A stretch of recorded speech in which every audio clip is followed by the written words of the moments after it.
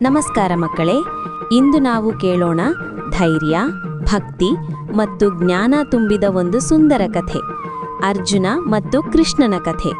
ಭಗವದ್ಗೀತೆಯ 14ನೇ ಅಧ್ಯಾಯ. ಇಲ್ಲಿ ಶ್ರೀಕೃಷ್ಣನು ಅರ್ಜುನನಿಗೆ 3 ಬಣ್ಣದ ಮನಸ್ಸು ಬಗ್ಗೆ ಹೇಳಿದರು. ಕುರುಕ್ಷೇತ್ರದ ಯುದ್ಧಭೂಮಿಯಲ್ಲಿ ಅರ್ಜುನ ಈಗ ದೇಹ ಮತ್ತು ಆತ್ಮದ ರಹಸ್ಯ ತಿಳಿದುಕೊಂಡಿದ್ದ. ಆದರೂ ಅವನ ಮನಸ್ಸಿನಲ್ಲಿ ಒಂದು ಹೊಸ ಪ್ರಶ್ನೆ. ಕೃಷ್ಣ, ಕೆಲವರು ಒಳ್ಳೆಯವರು ಯಾಕೆ? ಕೆಲವರು ಕೋಪಿಷ್ಠರು ಯಾಕೆ? ಕೆಲವರು ಸೋಮಾರಿಗಳಂತೆ ಯಾಕೆ? ಅವನ ಪಕ್ಕದಲ್ಲಿದ್ದ ಶ್ರೀಕೃಷ್ಣ ನಗುತ್ತಾ ಹೇಳಿದರು, ಅರ್ಜುನ, ಅದಕ್ಕೆ ಕಾರಣ 3 ಗುಣಗಳು. ಅಧ್ಯಾಯ 14. 3 ಬಣ್ಣದ ಮನಸ್ಸು. 1ನೇಯದು, 3 ಗುಣಗಳು ಯಾವುವು? ಕೃಷ್ಣ ಹೇಳಿದರು, ಈ ಲೋಕದಲ್ಲಿರುವ ಎಲ್ಲರಲ್ಲೂ 3 ಗುಣಗಳಿವೆ. ಸತ್ವ ಅಂದರೆ ಒಳ್ಳೆಯ ಗುಣ, ರಜಸ್ ಅಂದರೆ ಚಟುವಟಿಕೆ ಅಥವಾ ಆಸೆ, ತಮಸ್ ಅಂದರೆ ಆಲಸ್ಯ ಅಥವಾ ಅಜ್ಞಾನ. ಇವು ಮನಸ್ಸಿನ ಬಣ್ಣಗಳಂತೆ. 2ನೇಯದು, ಸತ್ವಗುಣ ಅಂದರೆ ಶಾಂತಿ ಮತ್ತು ಜ್ಞಾನ, ಒಳ್ಳೆಯ ಮನಸ್ಸು, ಸತ್ಯ, ಸಹಾಯ, ಓದೋದು ಕಲಿಯೋದು, ಸಂತೋಷ. ಸತ್ವಗುಣ ಇರುವವರು ಒಳ್ಳೆಯವರಾಗಿರುತ್ತಾರೆ. ಉದಾಹರಣೆ, ಓದೋ ಮಕ್ಕಳು, ಎಲ್ಲರಿಗೂ ಸಹಾಯ ಮಾಡುವವರು, ಸತ್ಯ ಮಾತಾಡುವವರು. ಇದು ಬೆಳಕಿನಂತೆ.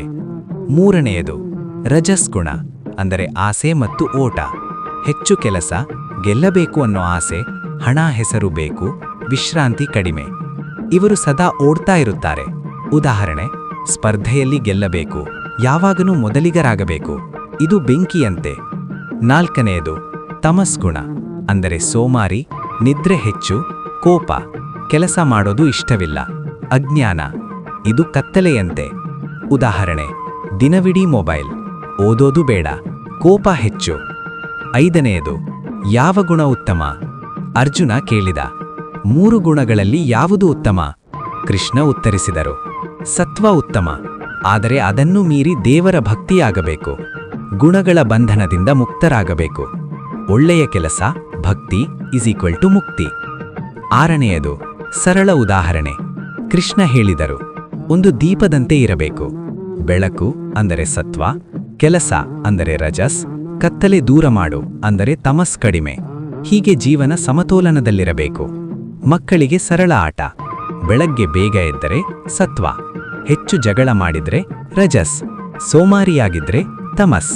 ಪ್ರತಿದಿನ ಸತ್ವ ಹೆಚ್ಚಿಸು. ಅರ್ಜುನನ ಬದಲಾವಣೆ. ಅರ್ಜುನ ನಗುತ್ತಾನೆ, ಕೃಷ್ಣ, ಈಗ ನನಗೆ ಗೊತ್ತಾಯ್ತು, ನಾನು ಸತ್ವಗುಣ ಬೆಳೆಸಿ ಒಳ್ಳೆಯವನಾಗುತ್ತೇನೆ. ಕೃಷ್ಣ ಸಂತೋಷಪಟ್ಟರು. ಅರ್ಜುನ, ಅದೇ ಗುಣತ್ರಯ ವಿಭಾಗ ಯೋಗ. ಮಕ್ಕಳಿಗೆ ಪಾಠ. ಶಾಂತ ಮನಸ್ಸಿರಲಿ, ಒಳ್ಳೆಯ ಕೆಲಸ ಮಾಡು, ಸೋಮಾರಿತನ ಬೇಡ, ಕೋಪ ಕಡಿಮೆ ಮಾಡು, ಭಕ್ತಿ ಇರಲಿ.